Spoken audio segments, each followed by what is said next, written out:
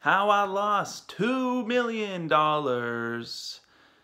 to being broke.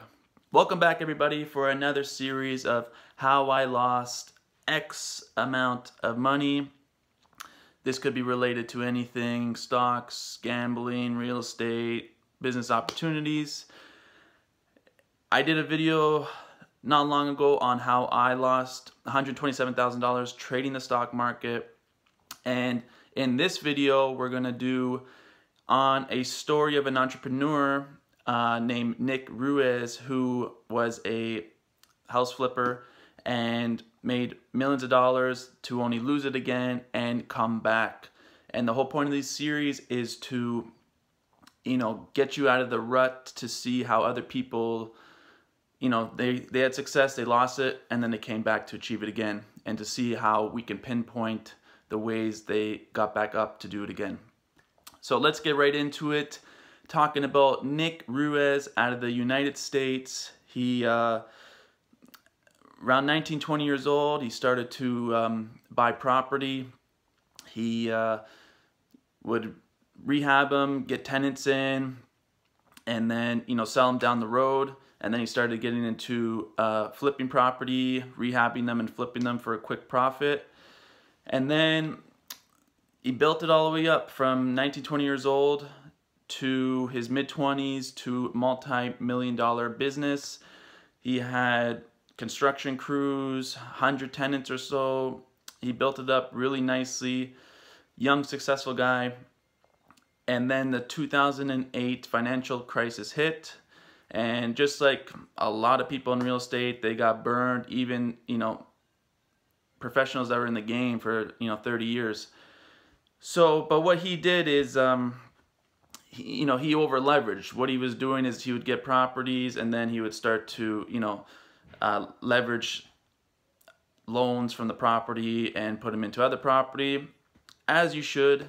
But he overextended himself, and then when the crash happened, properties were 70% cheaper than what they were. His loans were 2 or 3 times more than what the property values were. So bankrupt, just like many other stories in real estate, bankrupt for being over leveraged during a big financial crash. So like everyone, that's hard. He had no money to live, to survive, and nothing at the time. That's a very difficult situation mentally to get out of. Had to support his family. What do you do? What do you think of to do? It's a scary situation. And this could get you stuck, because you could just mentally be broken, and it's just hard to get out of those same old thoughts and to get moving, because you just think about where you were versus now. But he stayed the course. Was still watching for deals, maybe smaller deals, and finally he saw something again one day where he knew it was good, and he bought the house, made a quick profit on it, and he was back in the game. So, and he just started building up from that. But what he did was, one thing is always the telltale sign to getting back where you were is to get right back into it. That's the main thing. There's not much else to it. You got to just start doing it again, because some people just don't do it again. You may just go get a job and you're done in life. You're done being an entrepreneur. You're done trying to push it and make it big. But the people that do make it, that are successful, they get right back into the game and they start producing. That's the only way to do it. So many people that have made it, gone broke, and made it again. So you got to keep that in mind. And life is all about going through ups and downs.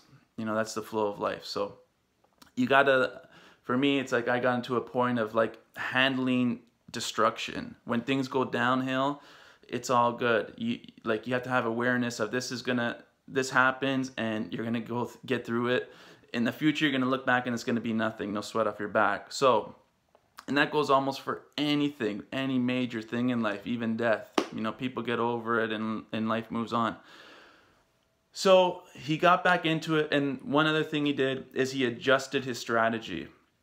And one thing, you know, I always thought that, like, you know, not having a plan B is, you know, kind of a problem, but it's good to just have a plan A and keep going, but you just need to maybe adapt what you're doing slightly. And so what he did is he started wholesaling more. Instead of owning the property, he would just, well, he owns them and stuff, but like he may just wholesale without any money, or take a loan to, you know, hold down the property and then flip it over to a wholesaler. So he switched it up to make it so he's not so risky during downtimes. You know, he's not over leveraged, owning so much property. When, you know, this way is you get your hands on it and you get your hands off of it. So yeah, that's it.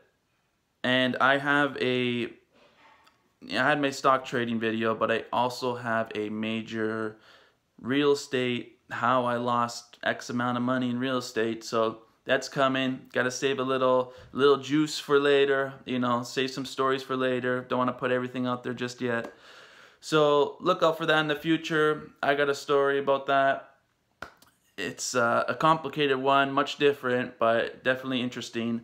And essentially everything's all the same. It's just about the mental blocks, your mindset, getting over all these things. So you can definitely do it, and keep pushing for success. Make sure you guys subscribe right now. Subscribe to the channel and like the video. I'm going to be doing more segments on this, on other people's stories of from rags to riches, to rags to riches again, basically, and, you know, how they got over that hump of, you know, that downward spiral and getting back up on top. So hope you like this video, guys. Take care. See you on the next one.